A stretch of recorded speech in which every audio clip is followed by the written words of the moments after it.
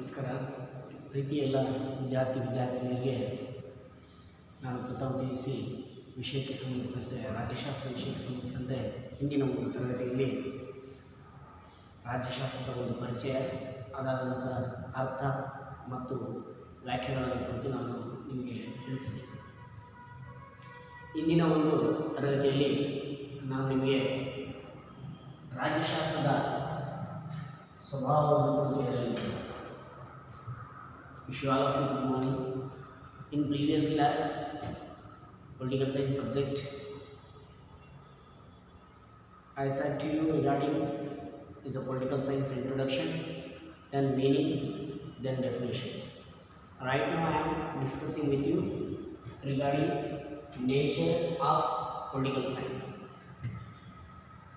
Dear students, here according to Aristotle, man by nature is a social animal. According to here Aristotle, man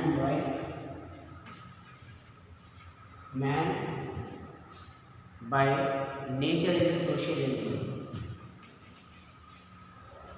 Nature is a social animal. He should continue to live in society. Poor man. He should continue to live where means in society. He cannot live without society.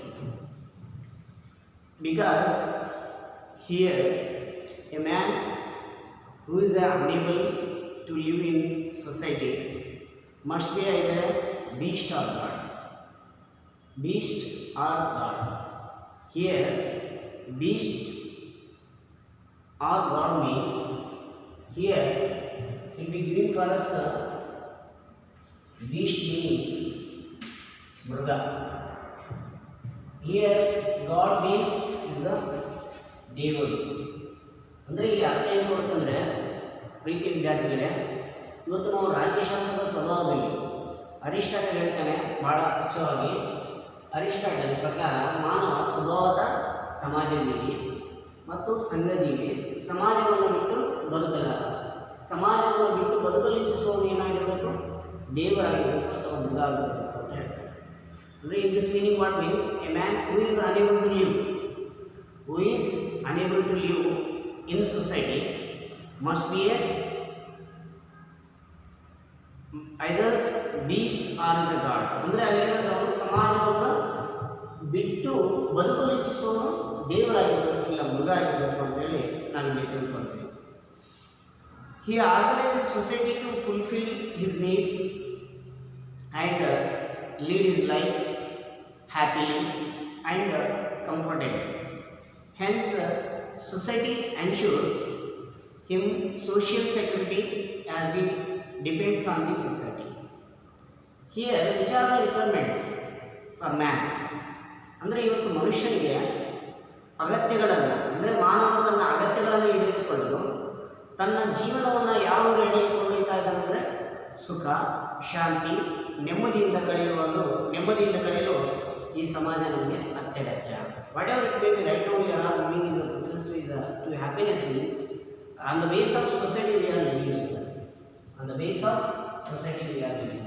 For example, right now we have to maintain our peaceful life in society. Then we should give preference for these happiness or which are the cheerful things in our daily attitudes. ಅಂದರೆ ನಮ್ಮ ದೈನಂದಿನ ಜೀವನದಲ್ಲಿ ಇರುವಂಥ ಮುಖ್ಯ ಅಗತ್ಯಗಳು ಏನಿದೆ ಅದನ್ನು ನಾವು ಈಡೇರಿಸಿಕೊಳ್ಳೋದ್ರ ಜೊತೆಗೆ ಏನಂದರೆ ಮುಖ್ಯವಾಗಿ ನಾವು ಸುಖ, ಶಾಂತಿ, ನೆಮ್ಮದಿಯನ್ನು ಬಯಸುವಂಥ ಒಂದು ಜೀವನ ನಮಗೆ ಬೇಕಾಗಿರೋದ್ರಿಂದ ಇವತ್ತು ನಮಗೆ ಸಮಾಜವು ಕೂಡ ಅತ್ಯಗತ್ಯ. ಯಾವುದು? ಸಮಾಜ.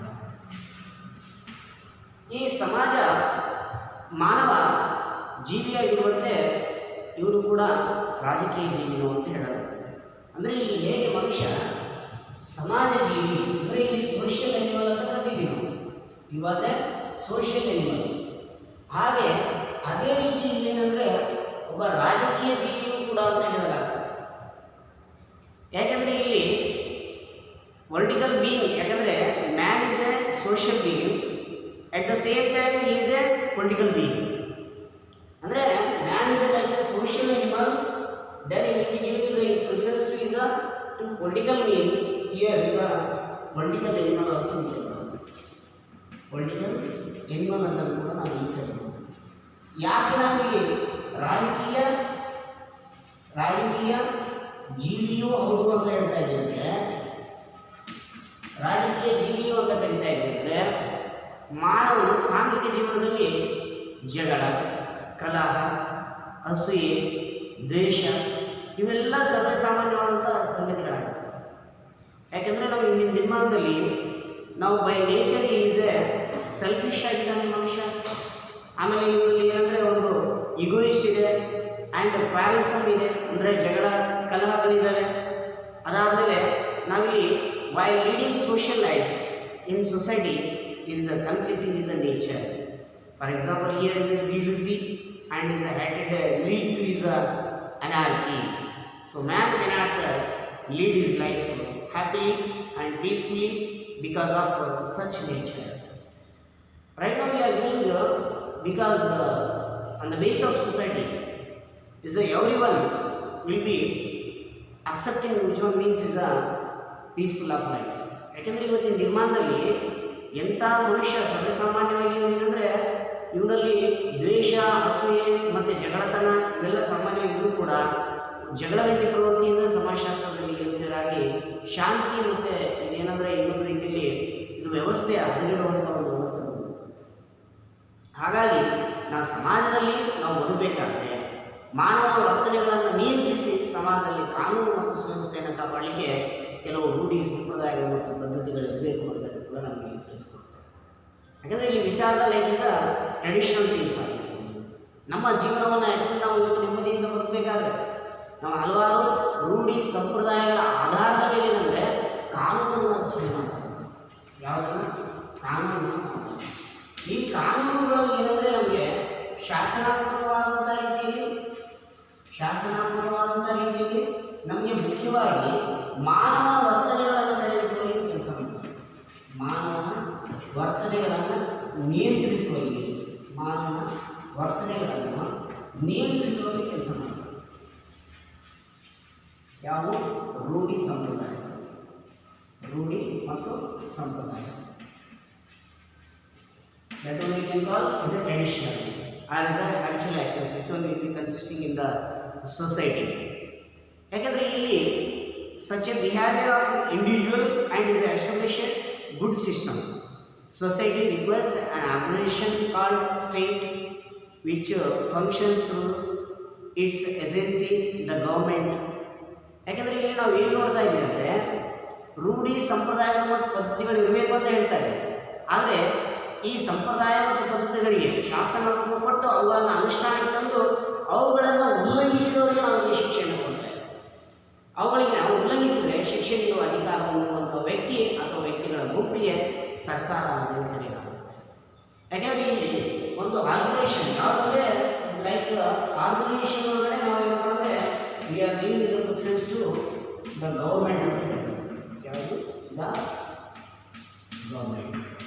ಯಾಕೆಂದರೆ ಈ ಒಂದು ಗೌರ್ಮೆಂಟ್ ಇರೋದ್ರಿಂದ ನಮಗೆ ಇಲ್ಲಿ ಏನಂದರೆ ಮುಖ್ಯವಾಗಿ ಇಲ್ಲಿ ಎಲ್ಲ ಒಂದು ರೀತಿಯಲ್ಲಿ ಏನಂದರೆ ಮಾನವನು ನಿರ್ಮಿಸಿದಂಥ ಕೆಲವೊಂದು ಶಾಸನಾತ್ಮಕ ಕ್ರಮಗಳನ್ನು ಒಂದು ವೇಳೆ ಉಲ್ಲಂಘಿಸಿದರೆ ಶಿಕ್ಷೆ ನೀಡುವ ಅಧಿಕಾರ ಹೊಂದಿರುವ ವ್ಯಕ್ತಿ ಅಥವಾ ಒಂದು ವ್ಯಕ್ತಿಗಳ ಗುಂಪಿಗೆ ನಾವಿಲ್ಲಿ ಸರ್ಕಾರ ಅಂತ ಕರೆಯಲಾಗ್ತದೆ ಅಂತ ಕೂಡ ಹೇಳ್ಬೋದು. ಸರ್ಕಾರವು ರಾಜ್ಯದ ಅಗತ್ಯ ಮೂಲಾಂಶವಾಗಿ ಅದರ ಹಿತಾಸಕ್ತಿಗಳನ್ನು ಕಾಪಾಡ್ತದೆ. ಇಲ್ಲೇನಂದರೆ ಇಲ್ಲಿ ನಮಗೆ ಮುಖ್ಯವಾಗಿ ವಿಚಾರ ಬ್ರಿಟಿಷ್ ಫ್ರಮ್ ದ ಸ್ಟೇಟ್, ಅಂದರೆ ರಾಜ್ಯದ ಆಕಾಂಕ್ಷೆಗಳು ಏನಿದ್ದಾವೆ ಆ ಆಕಾಂಕ್ಷೆಗಳನ್ನು ಈಡೇರಿಸುವಲ್ಲಿ ಕೆಲಸ ಮಾಡುವಂಥದ್ದು ಯಾವುದು ಅಂದರೆ ಸರ್ಕಾರ. ಅಂದರೆ ಸರ್ಕಾರ ಅಂದರೆ ನೀವು ಕೇಳ್ಬೋದು ಸರ್ಕಾರ ಎಂದರೇನು ಅಂತ ಕೇಳ್ಬೋದು. ಅಂದರೆ ರಾಜ್ಯದ ಧ್ಯೇಯೋದ್ದೇಶಗಳನ್ನು, ಉದ್ದೇಶಗಳನ್ನು ಈಡೇರಿಸುವಲ್ಲಿ ವ್ಯಕ್ತಿಗಳ ಗುಂಪು ಅಥವಾ ವ್ಯಕ್ತಿ ಕೆಲಸ ಮಾಡುವ ಒಂದು ಪ್ರವೃತ್ತಿಯನ್ನು ಕೂಡ ನಾವೇನಂದರೆ ಇಲ್ಲಿ ಸರ್ಕಾರ ಅಂತೇಳಿ ಕರೆಯಲಾಗ್ತದೆ ಅಂತ ಹೇಳ್ಬೋದು. ಅದನ್ನು ಶಾರ್ಟಾಗಿ ಕೂಡ ಹೇಳ್ಬೋದು, ರಾಜ್ಯದ ಧ್ಯೇಯೋದ್ದೇಶಗಳನ್ನು ಈಡೇರಿಸುವಲ್ಲಿ ಕೆಲಸ ಮಾಡುವ ಒಂದು ಪ್ರವೃತ್ತಿಯನ್ನು ಸರ್ಕಾರ ಅಂತ ಕೂಡ ನಾವಿಲ್ಲಿ ಕರೆಯಲಾಗ್ತದೆ. ಹಾಗಾಗಿ ರಾಜ್ಯ ಸರ್ಕಾರ ಮತ್ತು ಮಾನವನ ರಾಜಕೀಯ ಚಟುವಟಿಕೆಗಳನ್ನು ಕುರಿತು ಅಧ್ಯಯನ ಮಾಡೋದೇ ರಾಜ್ಯಶಾಸ್ತ್ರ. ಅಂದರೆ ಏನಂದರೆ ನಾವು ಇಲ್ಲಿ ಇನ್ನೊಂದು ರೀತಿಯಲ್ಲಿ ರಾಜ್ಯಶಾಸ್ತ್ರ ಅಂದಾಗ ರಾಜ್ಯ ಮತ್ತು ಸರ್ಕಾರ, ಆಮೇಲೆ ಮಾನವನ ರಾಜಕೀಯ ಚಟುವಟಿಕೆಗಳನ್ನು, ಯಾವ ಚಟುವಟಿಕೆಗಳನ್ನು? ರಾಜಕೀಯ ಚಟುವಟಿಕೆಗಳನ್ನು ಕುರಿತು ಅಧ್ಯಯನ ಮಾಡುವ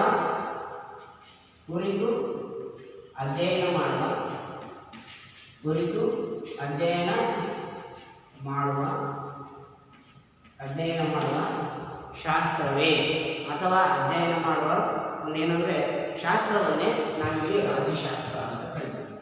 ಅಧ್ಯಯನ ಮಾಡುವ ಶಾಸ್ತ್ರವೇ ರಾಜ್ಯಶಾಸ್ತ್ರ.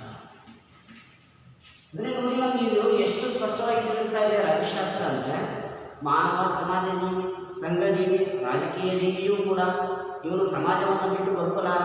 ಯಾಕೆಂದರೆ ಸಮಾಜದಲ್ಲಿ ನಾವೇನೆಂದರೆ ಒಬ್ಬರನ್ನೊಬ್ಬರು ಏನಂದರೆ ಇಲ್ಲಿ ಸಮಾಜದ ಒಂದು ಮಾನವ ವರ್ತನೆಯಲ್ಲಿ ರೂಢಿ ಸಂಪ್ರದಾಯಗಳ ಆಧಾರದ ಮೇಲೆ ನಮ್ಮದೇ ಆದಂಥ ಒಂದು ಸುಖ, ಶಾಂತಿ, ನೆಮ್ಮದಿಯನ್ನು ಬಯಸುವಂಥ ಒಂದು ಸಮಾಜ ನಮಗೆ ಅತ್ಯಗತ್ಯ ಅನ್ನೋ ಒಂದು ವಿಚಾರವನ್ನು ನಮಗೆ ಸ್ಪಷ್ಟವಾಗಿ ತೋರಿಸ್ಕೊಡ್ತದೆ. ಆಮೇಲೆ ರಾಜ್ಯಶಾಸ್ತ್ರವು ಏನಂದರೆ ಇದು ಒಂದು ಇತಿಹಾಸದಷ್ಟೇ ಇದು ಒಂದು ಪುರಾತನವಾದ ಅಂತ ಹೇಳ್ಬೋದು. ಇಟ್ಸ್ ಲೈಕ್ ಆ್ಯನ್ಸಿಯಂಟ್ ಅಂತ ಹೇಳ್ತೀವಿ. ಆ್ಯನ್ಸಿಯಂಟ್ ವೈ ವಿ ಆರ್ ಟೆಲ್ಲಿಂಗ್ ಇದು ಆ್ಯನ್ಸಿಯಂಟ್, ಇದು ಪುರಾತನವಾದದ್ದು ಅಂತ ಯಾಕೆ ಹೇಳ್ತೀವಿ ಅಂದರೆ, ಇಲ್ಲಿ ನಮಗೆ ಮುಖ್ಯವಾಗಿ ಏನಂದರೆ ಇದರ ಅಧ್ಯಯನಕ್ಕೆ ನೂತನ ಆಯಾಮವನ್ನು ನಮಗೆ ದೊರೆತಿರ್ತಕ್ಕಂಥದ್ದು ಏನಂದರೆ 20ನೇ ಶತಮಾನದಲ್ಲಿ ಅಂತಲೂ ಕೂಡ ಹೇಳಲಾಗ್ತದೆ. ಯಾಕೆಂದರೆ ಪುರಾತನ ವ್ಯವಸ್ಥೆಯಲ್ಲಿ ರಾಜ್ಯಶಾಸ್ತ್ರ ಸಂಕೀರ್ಣವಾದಂಥ ಒಂದು ವ್ಯವಸ್ಥೆ ಆಗಿದ್ದರಿಂದ ಕೇವಲ ರಾಜ ಮಹಾರಾಜರ ಮತ್ತು ಪುರೋಹಿತರ ವರ್ಗದ, ದಾರ್ಶನಿಕರ, ತತ್ವಜ್ಞಾನಿಗಳ, ರಾಜಕಾರಣಿಗಳ ಮತ್ತು ಸಮಾಜದ ಕೆಲವೇ ವರ್ಗದವರು ಏನಂದರೆ ಇದು ಸೀಮಿತವಾಗಿತ್ತು. ಜನಸಾಮಾನ್ಯರಿಗೆ ಏನಂದರೆ ಪ್ರತ್ಯಕ್ಷವಾಗಿ ಆಗಲಿ ಅಥವಾ ಪರೋಕ್ಷವಾಗಿ ಆಗಲಿ ಪಾಲ್ಗೊಳ್ಳೋದಕ್ಕೆ ಸಾಧ್ಯವಿರಲಿಲ್ಲ ಅಂತ ನಾವು ಹೇಳ್ತೀವಿ. ಯಾಕೆಂದರೆ in ancient time also in the political science what means year when is some like subject consisting we are studying regarding is a government and is a political activities of human beings is called political science. Right now we are about that we know that because though the subject matter of is a political science is as old as history ಅಂದರೆ ಇದನ್ನ ಏನಂತ ಕರಿತೀವಿ ಅಂದರೆ ಇದು ಒಂದು ಇತಿಹಾಸದಷ್ಟೇ ಇದು ಪುರಾತನವಾದದ್ದು ಅಂತ ಕರಿತೀವಿ ನಾವು. It got a new dimension to struggle it's a study only to 20th century. ಯಾಕಂದರೆ ಇಲ್ಲಿ ನಾವು 20ನೇ ಶತಮಾನದಲ್ಲೂ ಕೂಡ ಏನಂದರೆ ಇದ್ರ ಬಗ್ಗೆ ನಾವು ನೋಡ್ತಾ ಹೋದಾಗ ಪುರಾತನ ವ್ಯವಸ್ಥೆಯಲ್ಲಿ ರಾಜ್ಯಶಾಸ್ತ್ರ ಸಂಕೀರ್ಣವಾದ ಒಂದು ವ್ಯವಸ್ಥೆಯಾಗಿದ್ದರೂ ಕೂಡ ಇದೇನೆಂದರೆ ಕೇವಲ ರಾಜ ಮಹಾರಾಜರ, ಅಂದರೆ ಅಂದಿನ ಕಾಲಕ್ಕೆ ರಾಜ ಮಹಾರಾಜರು ಅಂತ ನಾವು ಹೇಳ್ತಾ ಇದ್ವಲ್ಲ, ಅವರನ್ನು ನಾವೇನೆಂದರೆ ಲೈಕ್ ಇಸ್ ಅ ಪ್ರಿನ್ಸ್ ಆಡಳಿತ ಅಡ್ಮಿನಿಸ್ಟ್ರೇಷನ್ಗೆ ಹೆಚ್ಚು ಒತ್ತನ್ನು ಕೊಡ್ತಾ ಇದ್ರು. ಆಮೇಲೆ ಪುರೋಹಿತ ವರ್ಗಕ್ಕೆ ನೀಡ್ತಾ ಇದ್ರು. ಅದಾದಮೇಲೆ ದಾರ್ಶನಿಕರು ಮತ್ತು ತತ್ವಜ್ಞಾನಿಗಳು ಅಂದರೆ ತಿಳಿದಂಥವರು, ವಿಚಾರವಂತರು ಅಂತ ಇಲ್ಲಿ ನಮಗೆ ಅರ್ಥ ಕೊಡುತ್ತೆ. ಅದಾದಮೇಲೆ ರಾಜಕಾರಣಿಗಳು ಮತ್ತು ಇವರ ರಾಜಕಾರಣಿಗಳ ಹಿಡಿತದಲ್ಲಿತ್ತು. ಆಮೇಲೆ ಇಲ್ಲಿ ಸಮಾಜ ಕೆಲವೇ ವರ್ಗದವ್ರಿಗೆ ಏನಂದರೆ ಇದು ಸೀಮಿತವಾಗಿತ್ತು. ಆದರೆ ಇಲ್ಲಿ ಜನಸಾಮಾನ್ಯರಿಗೆ ಪ್ರತ್ಯಕ್ಷವಾಗಿ ಆಗಲಿ ಅಥವಾ ಪರೋಕ್ಷವಾಗಿ ಆಗಲಿ ಇಲ್ಲಿ ಅವರಿಗೆ ಸೇರೋದಕ್ಕೆ ಅವಕಾಶ ಇರಲಿಲ್ಲ, ಅಲ್ಲಿ ಸಾಧ್ಯ ಇರಲಿಲ್ಲ ಅನ್ನೋ ಒಂದು ವಿಚಾರ ನಮಗೆ ತೋರಿಸ್ಕೊಡ್ತದೆ ಇನ್ನು ಆ್ಯನ್ಸಿಯಂಟ್. ಬಟ್ ನಾವು ಈಸ್ ಅ ಮಾಡರ್ನ್ ಇದನ್ನು ನೋಡಿದಾಗ, ಮಾಡರ್ನ್ ಯಾವುದಂದರೆ ಡೆಮೋಕ್ರೆಟಿಕ್ ನೋಡಿದಾಗ ಅಥವಾ ಮಾಡರ್ನ್ ಡೆಮೋಕ್ರಸಿ ನೋಡಿದಾಗ ಅಥವಾ ಆಧುನಿಕ ಪ್ರಜಾಪ್ರಭುತ್ವದಲ್ಲಿ ಇವತ್ತು ಆಧುನಿಕ ಕಾಲದಲ್ಲಿ ನಾವು ನೋಡ್ತಾ ಹೋದಾಗ ಇನ್ನೇನಂದರೆ ಆಧುನಿಕ ಕಾಲದಲ್ಲಿ ನಾವು ಮುಖ್ಯವಾಗಿ ಏನಂದರೆ ಪ್ರತ್ಯಕ್ಷವಾಗಿ ಮತ್ತು ಪರೋಕ್ಷವಾಗಿ ಇವತ್ತು ನಾವೇನಂದರೆ ಭಾಗಿಯಾಗೋದಕ್ಕೆ ನಮಗೆ ಅವಕಾಶವನ್ನು ಮಾಡಿಕೊಟ್ಟಿದೆ ಅಂತ ಕೂಡ ನಾವಿಲ್ಲಿ ತಿಳ್ಕೊಳ್ಬೋದು. ಆಮೇಲೆ ರಾಜಕೀಯ ವಿಷಯಗಳಲ್ಲಿ ಇವತ್ತು ಆಸಕ್ತಿ ಹೊಂದಿ V are giving is importance to is a like political interest. ಯಾಕೆಂದರೆ ನಾವು ಇವತ್ತು ಪೊಲಿಟಿಕಲ್ ಸೈನ್ಸನ್ನು ನಾವು ಆಸಕ್ತಿಯಿಂದ ತಿಳ್ಕೊಳ್ತಾ ಇದ್ದೀವಿ. ಫಾರ್ ಎಕ್ಸಾಂಪಲ್ ರೈಟ್ ನಾವು ಯಾವುದಾದ್ರೂ ಒಂದು ಎಲೆಕ್ಷನ್ಸನ್ನು ಫೇಸ್ ಮಾಡುವಂಥ ಸಮಯದಲ್ಲಿ ನೋಡಿ ಜನರಲ್ಲಿ ಅದೇನೆಂದರೆ ಮತ ಚಲಾವಣೆ ಮಾಡುವಂಥ ಒಂದು ಖುಷಿಯನ್ನು ನಾವು ನೋಡುವಂಥ ಒಂದು ವ್ಯವಸ್ಥೆ ಇರ್ತದೆ. ಯಾಕಂದರೆ ಒಂದು ದೇಶದ ಏಳಿಗೆಗಾಗಿ ಅನ್ನೋ ಒಂದು ವಿಷಯ ನಾವು ಇಲ್ಲಿ ಹೇಳ್ಬೋದು. ಹಾಗಾಗಿ ಇಲ್ಲಿ ಆಸಕ್ತಿ ಮತ್ತು ರಾಜಕೀಯ ಪರಿಜ್ಞಾನವನ್ನು ರೂಢಿಸಿಕೊಳ್ತಾ ಇದ್ದಾರೆ ಜನ. They are giving is a preference to like is a awaking of the knowledge in political science. ಯಾಕಂದರೆ ಇಲ್ಲಿ ಎಚ್ಚರಗೊಳ್ತಾ ಇದ್ದಾರೆ ಅಂತಲೂ ಕೂಡ ನಾವಿಲ್ಲಿ ಹೇಳ್ಬೋದು. ಈ ಜೊತೆಗೆ ಆಡಳಿತದಲ್ಲಿ ಪಾಲ್ಗೊಳ್ಳೋ ಅವಕಾಶವನ್ನು ಹೊಂದುತ್ತಿದ್ದಾರೆ. They are giving is modern democracy ಒಳಗಡೆ ಏನಂದರೆ ಈ ಮಾಡರ್ನ್ ಡೆಮೋಕ್ರಸಿ ಒಳಗಡೆ every one will be taking the interest. ಯಾಕಂದರೆ ಇಲ್ಲೇನಂದರೆ ಆಸಕ್ತಿ ಹೊಂದಿ ಇಲ್ಲೇನಂದರೆ ಇದ್ರ ಬಗ್ಗೆ ತಿಳಿದುಕೊಳ್ಳುವಂಥ ಒಂದು ವ್ಯವಸ್ಥೆ ನಮ್ಮಲ್ಲಿ ಈಗ ಅಂತ ಆಧುನಿಕ ಯುಗದಲ್ಲಿ ಕಂಡುಕೊಳ್ತಾ ಇದೆ. ರಾಜ್ಯಶಾಸ್ತ್ರ ಏನಂದರೆ ಪ್ರಸ್ತುತ ಸಾರ್ವತ್ರಿಕವಾಗಿ ರಾಜಕೀಯ ಪರಿಜ್ಞಾನ ಮೂಡಿಸಿ ಆಡಳಿತ, ಸರ್ಕಾರ, ಕಾನೂನು ಆಮೇಲೆ ಮುಂತಾದವುಗಳ ಬಗ್ಗೆ ಜ್ಞಾನವನ್ನು ಬೆಳೆಸುತ್ತಿರುವುದರಿಂದ ಇಂದು ಬೃಹದಾಕಾರವಾಗಿ ಬೆಳೆದು ರಾಜ್ಯಶಾಸ್ತ್ರ ನಿಂತಿದೆ. ರಾಜಕೀಯ ವಿಷಯದ ಬಗ್ಗೆ ನಾವು ಇಲ್ಲಿ ನಿಂತಿದೆ ಅಂತ ಹೇಳ್ಬೋದು. ಆಮೇಲೆ ರಾಜ್ಯಶಾಸ್ತ್ರವನ್ನು ಇತರೆ ಸಮಾಜಶಾಸ್ತ್ರಗಳಿಂದಲೂ ಕೂಡ ಬೇರ್ಪಡಿಸಿದ ಕೀರ್ತಿ ಮ್ಯಾಕ್ಸ್ ವೆಬರ್ಗೆ ಸಲ್ಲುತ್ತದೆ ಅಂತಲೂ ಕೂಡ ನಾವು ಇಲ್ಲಿ ಹೇಳ್ಬೋದು. ಯಾಕಂದರೆ ರಾಜ್ಯಶಾಸ್ತ್ರವನ್ನು ಇತರೆ ಸಮಾಜಶಾಸ್ತ್ರಗಳೊಂದಿಗೆ ಬೇರ್ಪಡಿಸಿ, ಅಂದರೆ ಇಲ್ಲಿ ಏನಂದರೆ ಸಮಾಜಶಾಸ್ತ್ರದ ವಿಷಯಗಳಿಗೆ ನಾವು ಬೇರ್ಪಡಿಸಿದಾಗ ಏನಂದರೆ ಇಲ್ಲಿ ಕೀರ್ತಿ ಇವರಿಗೆ ಏನಂದರೆ ಮ್ಯಾಕ್ಸ್ ವೆಬರ್ ಮೀನ್ಸ್ ಇವಾಗ one of these famous is philosopher in political science ಅಂತ ಕೂಡ ಹೇಳ್ಬೋದು. ಯಾಕಂದರೆ ಇಲ್ಲಿ ನಮಗೆ ಮುಖ್ಯವಾಗಿ ಏನಂದರೆ ಟೋಟಲ್ ನಾವು ನೋಡ್ತಾ ಬಂದಾಗ ಲೈಕ್ ಅಡ್ಮಿನಿಸ್ಟ್ರೇಷನ್ ಆಗಿರ್ಬೋದು, ಪಾರ್ಟಿಸಿಪೇಟ್ ಆಗ್ತಾ ಇದ್ದಾರೆ ಜನ, ಇವತ್ತು ಆಡಳಿತದಲ್ಲಿ ಪಾಲ್ಗೊಳ್ತಾ ಇದ್ದಾರೆ. ಅದಾದಮೇಲೆ ಏನಂದರೆ state since political science is created a consciousness about the is administration. ಯಾಕಂದರೆ ನಾವು ಇವತ್ತು ಆಡಳಿತದ ಕಡೆ ಹೆಚ್ಚು ಏಕಾಗ್ರತೆಯನ್ನು ಕೊಡ್ತಾ ಇದ್ದೀವಿ ಅಂತ ಕೂಡ ತಿಳಿದುಬೋದು. Law and political activities among the people. ಯಾಕಂದರೆ ಇಂದಿನ ದಿನಮಾನದಲ್ಲಿ ಪೊಲಿಟಿಕಲ್ ಆ್ಯಕ್ಟಿವಿಟೀಸ್ ವಿಚಾರ ಅಮಾಂಗ್ ದ ಪೀಪಲ್ ಅಂದರೆ ಇವತ್ತೇನಿರುತ್ತೆ ಜನರ ಮಧ್ಯೆ ಇದೆ, ಅದನ್ನು ಜನರು ಪ್ರತ್ಯಕ್ಷವಾಗಿ ಮತ್ತು ಪರೋಕ್ಷವಾಗಿ ಆಸಕ್ತಿಯನ್ನು ತೆಗೆದುಕೊಳ್ತಾ ಇದ್ದಾರೆ ಅನ್ನೋದ್ರ ಬಗ್ಗೆ ನಮಗೆ ಇಲ್ಲಿ ಸ್ಪಷ್ಟಪಡಿಸುತ್ತದೆ. It has evolved is a greatly in its is a concept.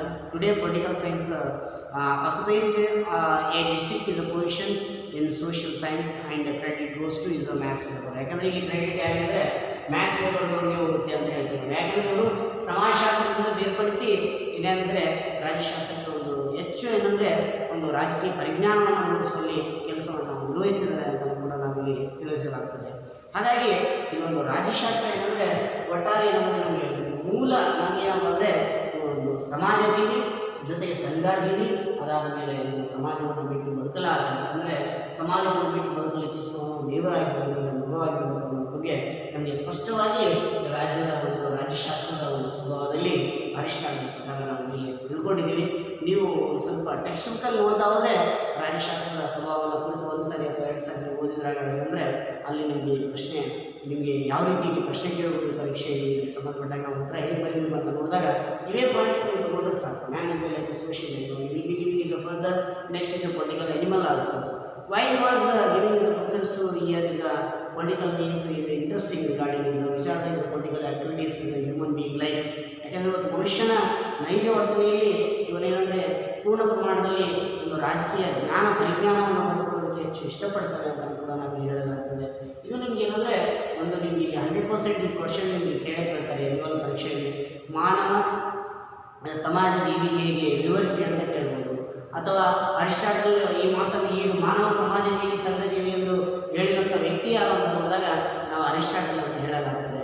ಅಥವಾ 5 ಮಾರ್ಕ್ಸಿಗೆ ಕೂಡ ಕೇಳ್ಬೋದು nature of political science, right a short note on about the nature of political science ಅಂತಲೂ ಕೂಡ ಹೇಳ್ಬೋದು. ಅದನ್ನಾದರೆ ರಾಜ್ಯಶಾಸ್ತ್ರದ ಸ್ವಭಾವವನ್ನು ಕುರಿತು ವಿವರಿಸಿ ಅಂತ ಹೇಳಿದಾಗ ಇದೆಲ್ಲ ನೀವು ಬರೀಬೇಕಾಗ್ತದೆ. ಪ್ರೀತಿಯ ವಿದ್ಯಾರ್ಥಿಗಳೇ, ಇಂದು ನಾನು ನಿಮಗೆ ರಾಜ್ಯಶಾಸ್ತ್ರದ ಸ್ವಭಾವದ ಕುರಿತು ನಾನು ಈ ಒಂದು ವಿಷಯವನ್ನು ಎಕ್ಸ್ಪ್ಲೇನ್ ಮಾಡಿದ್ದೀನಿ. ದಯವಿಟ್ಟು ಒಂದ್ಸರಿ ನೀವು ಟೆಕ್ಸ್ಟ್ ಬುಕ್ಕಲ್ಲಿ ಕೂಡ ನೋಡ್ತಾ ಒಂದು ವಿಷಯವನ್ನು ತಿಳ್ಕೊಂಡು ಇದಕ್ಕೆ ಸಂಬಂಧಿಸಿದಾಗೆ ಒಂದು ಪ್ರಶ್ನೆಯನ್ನು ಕೂಡ ಬರ್ಕೊಳ್ಳಿ. ರಾಜ್ಯಶಾಸ್ತ್ರದ ಸ್ವಭಾವವನ್ನು ಕುರಿತು ಬರೆಯಿರಿ ಅಂತ ಹೇಳಿದಾಗ ಇದಕ್ಕೆ ಒಂದು ಉತ್ತರವನ್ನು ನೀವು ಈ ರೀತಿ ಸ್ಪಷ್ಟಪಡಿಸಬೇಕಾಗ್ತದೆ. ಇನ್ ಇಂಗ್ಲೀಷ್ ಮೇಲೆ is a write a short on about the nature of political science ಅಂತ ಕೇಳಿದಾಗ in that time you should write in English is a 15 to 20 sentence ಅಂದರೆ 15 ರಿಂದ 20 ವಾಕ್ಯಗಳಲ್ಲಿ ನೀವು ಬರೀಬೇಕಾಗ್ತದೆ ಅಂತ ಹೇಳ್ತಾ ಈ ಒಂದು ತರಗತಿ ನಾನು ವಿರಾಮ ಕೊಡ್ತಾ ಇದ್ದೀನಿ. ನಮಸ್ಕಾರ.